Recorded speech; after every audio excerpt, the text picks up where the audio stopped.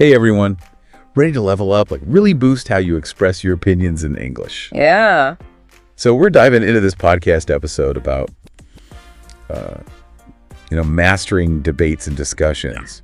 And it's more than just phrases, Right. This is about like owning your ideas confidently, and especially in like those conversations where you really want to make an impact. Yeah, like those high stakes conversations for sure. Yeah, exactly. It's about having those tools to navigate those situations that can be kind of tricky, like when you disagree but want to keep things respectful. Oh, yeah, for sure. Or when you have a great point but you're not quite sure how to, Yeah, to make it land. how to structure it. Yeah.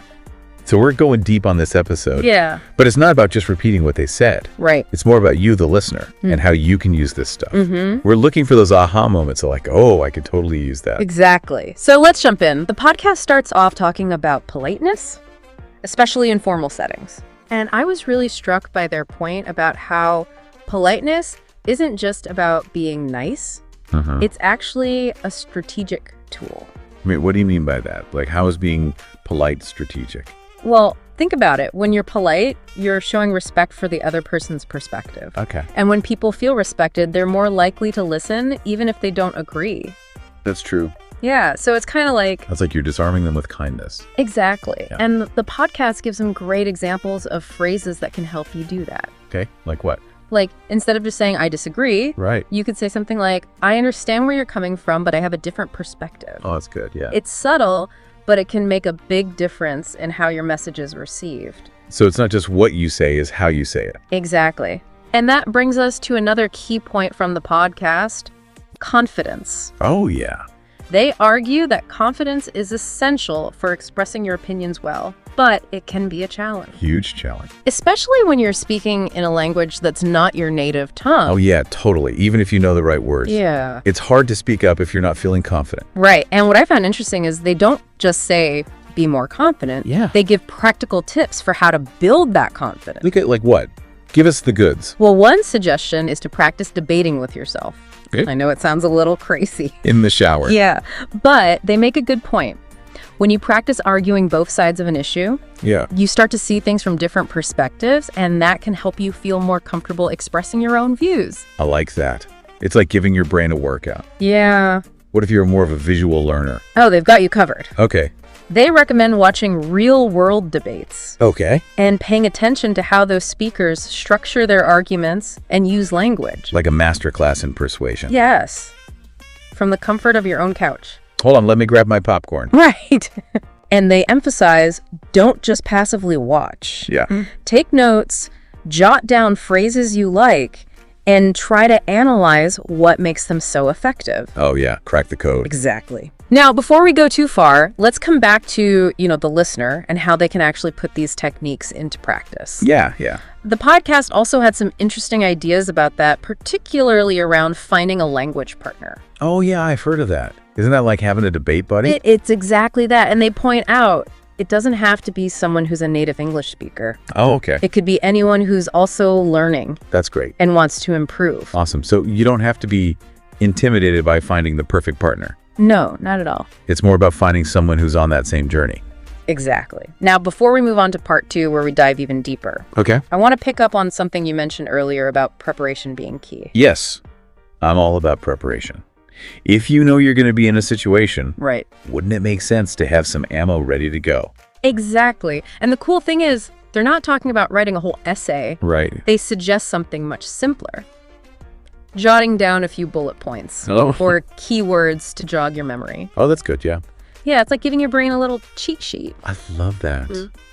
Especially for those of us who get flustered. Totally. And the best part is the more you prepare, Yeah. the more confident you'll feel. It's like preparation breeds confidence. I like that. I like that too.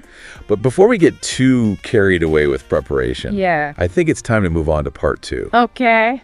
We've got lots more to uncover, We do. including some really interesting strategies for like structuring your arguments like a pro. Oh, yeah, that's where it gets really interesting. So we'll be back soon with more insights and tips you can use to become like a master A master. at expressing your opinions in English. Yeah.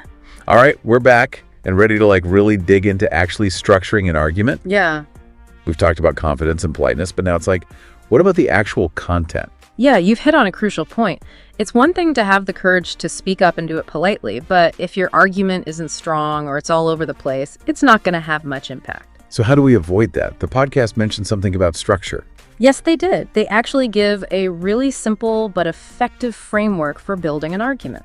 Okay. And I think it's worth unpacking because you can use it in so many different situations. Okay. From a formal debate to just a casual conversation with friends. Okay, I'm all ears. Hit me with this magical framework. All right, it starts with clarity. State your opinion directly, Don't be afraid to own your perspective. The podcast really emphasizes that being wishy-washy or hesitant actually weakens your argument. So it's like, this is what I believe and here's why. Exactly. And that why is the next step. Okay. You need to back up your opinion with a good reason. Right.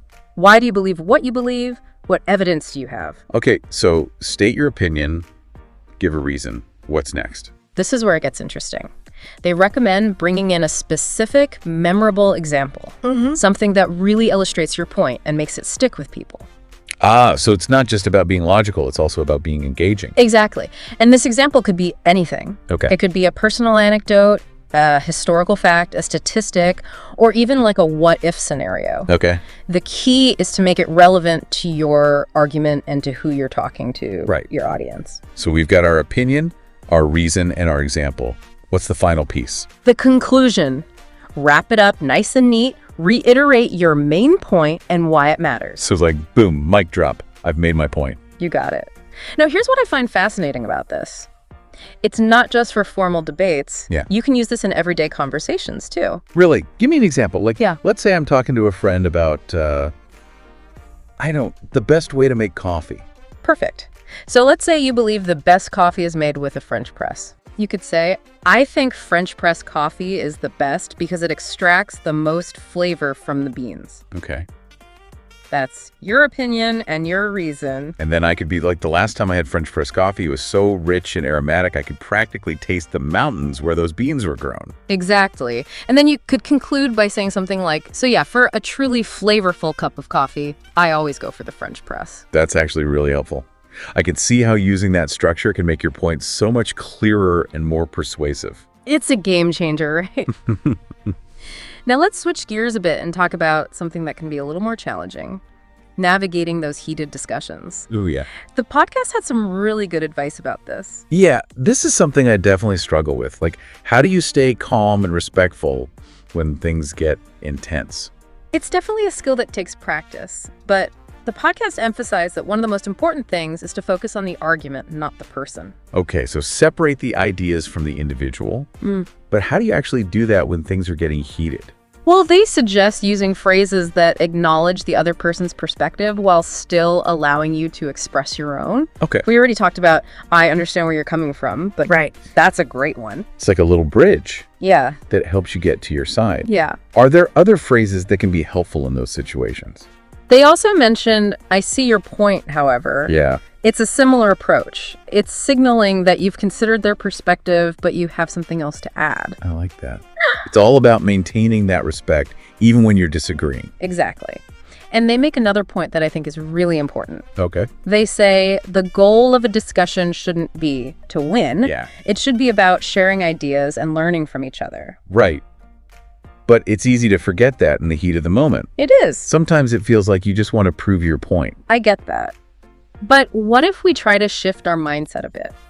What if instead of seeing it as a battle, we saw it as a chance to understand more? That's interesting. Like, even if you disagree, you can still learn from their perspective. Exactly. And even if you don't change your mind, you might at least understand better why they see things differently. Okay, that's actually pretty profound. It's like disagreement doesn't have to be a negative thing. It can be a source of growth. Right. Now, speaking of growth, let's talk about taking your debate and discussion skills to the next level. Okay. The podcast had some great tips for that. Lay it on me. I'm ready for a challenge. Okay, well, they highly recommend joining online discussion groups. Okay. It's a great way to practice with people from all over the world, get exposed to different perspectives, and improve your fluency in a real-world setting. So it's like having a global debate club right on your computer. Exactly. And there are groups for almost any topic you can think of, Oh, wow. so you can find something that really interests you. That's amazing. I'm definitely going to look into that. What other tips did they have? They also suggest watching debates and discussions in English and trying to mimic the techniques you see. Wait, so like actually copy their body language and tone of voice? That sounds kind of awkward. It doesn't have to be that literal. The idea is to pay attention to how they structure their arguments, use language effectively, and handle disagreements gracefully. Right. It's like having your own personal debate coach right in your living room. Right. So it's like absorbing those techniques through osmosis. Exactly. And again, they say don't just watch passively. Take notes, write down phrases you like, and think about what makes those speakers so good. Turn it into an active learning experience. I like that. Yeah. And here's another idea. Find a language partner who also wants to improve their debate and discussion skills. Oh, that's a great idea. Like a built-in accountability buddy. Yeah. You can practice together, give each other feedback, and challenge each other to grow. And it doesn't have to be someone who's a native English speaker. Right. It could be anyone who's learning and wants to get better. Exactly. It's about finding someone who has the same goals and is willing to put in the work. Now, before we move on to part 3, I want to go back to something you said about getting flustered when you're put on the spot. Oh, yeah. The podcast actually had some really interesting thoughts about that, especially around the power of storytelling. Storytelling. I love a good story. But how does that relate to debating? Well, they argue that when you can tell a story as part of your argument, it makes your point more lively, more relatable, more memorable, and in the end, more persuasive. Okay, that makes sense. Yeah, If you can connect with people on an emotional level, they're more likely to agree with you. exactly. And they say you don't need to be a professional storyteller to use this. So how do you do it? It could be as simple as sharing a personal story that shows your point, or even just using really vivid language to paint a picture in people's minds. Okay. The key is to make it relevant to your argument and your audience. So it's like instead of just stating facts, you're making those facts come alive with a story. Exactly. And that can make a huge difference in how your message comes across. Wow, we've covered so much in this part. I'm feeling a lot more confident about expressing my opinions in English already. Me too. And we still have more to cover in part 3. We'll be back soon to finish up with some final thoughts and a question to get you thinking about how to use all of this. All right, welcome back to the final part of our deep dive. We've covered so much from politeness to practicing debates in the shower. You standing there with shampoo in your hair could be like training for your next big conversation. Uh-huh. It's really amazing how those little things can add up and make a difference in how we communicate. And what's great about all this is it's not just about being a debater, you know? Right? These are skills you can use in all kinds of situations. For sure. Think about it. A job interview is basically like you trying to persuade someone that you're the right person for the job. Yeah. Or giving a presentation. You're trying to share your ideas and get people to see things your way. Even just hanging out with friends. Yeah. You know, you're always expressing your opinions and kind of having mini debates. Right. And what we've been talking about are the tools to do that better, more confidently, with more impact. So let's recap those tools quickly. We talked about how being polite can actually make people more open to your ideas. Yeah, it's not just about being nice. Right, exactly. And confidence is so important in how you come across. Absolutely. And we talked about how to actually build that confidence, like practicing debates on your own or watching other good speakers.